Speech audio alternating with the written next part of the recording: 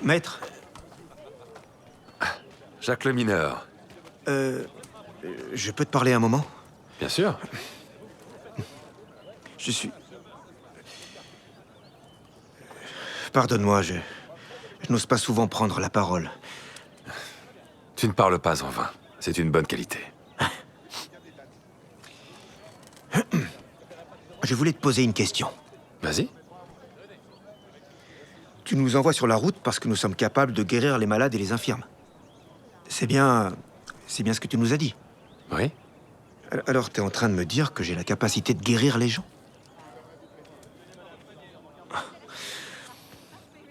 Rabbi, pardonne-moi, mais je trouve ça très difficile à imaginer, étant donné ma difformité. Celle dont tu ne m'as pas guéri. Est-ce que tu veux être guéri? Oui. Oui, si c'est possible. Je crois que tu en as vu assez pour savoir que c'est possible.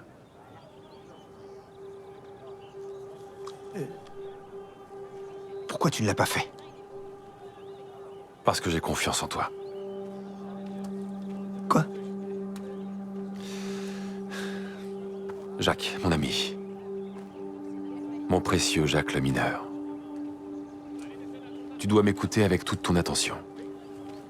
Ce que je m'apprête à te dire détermine la vie que tu as vécue jusqu'à présent et la déterminera jusqu'à la fin de tes jours. Est-ce que tu comprends?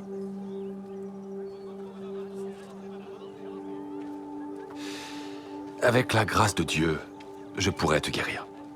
En un instant. Tu aurais une belle histoire à raconter, c'est vrai. Oui, que tu fais des miracles. C'est une belle histoire. Mais il y en a déjà des douzaines qui peuvent raconter cette histoire. Et il y en aura des centaines. Et même des milliers.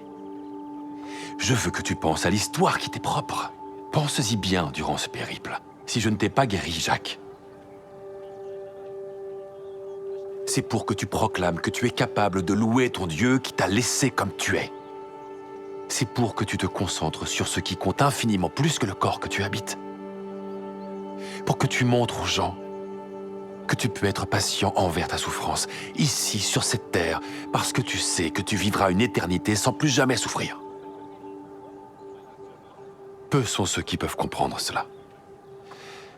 Combien de personnes, notre père et moi, savons capables d'une telle foi?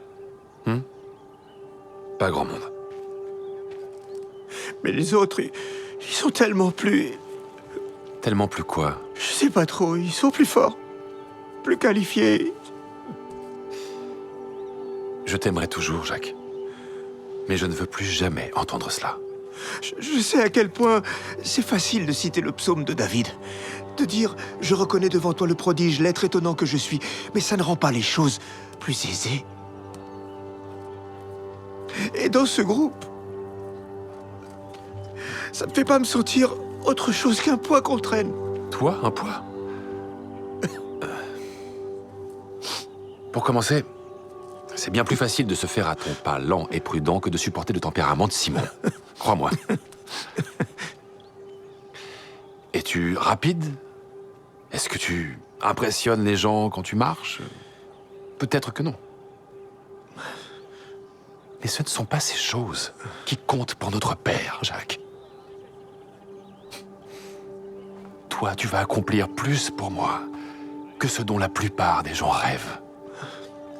Il y a tant de gens qui ont besoin d'être guéris pour être capables de croire en moi.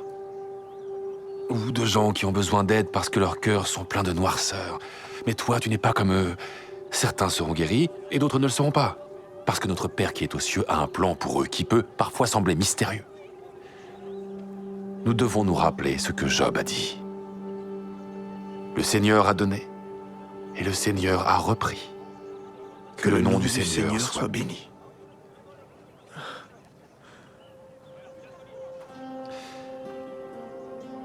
Quand tu quitteras ce monde ici-bas, et que tu rencontreras notre Père au ciel, là où Ésaïe promet que le boiteux bondira comme un cerf, ta récompense sera immense.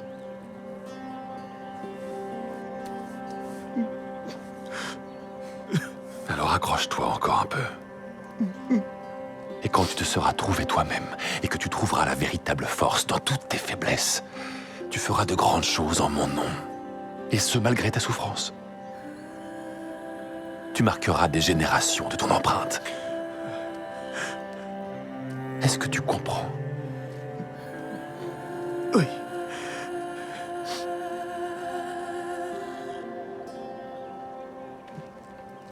Merci, maître.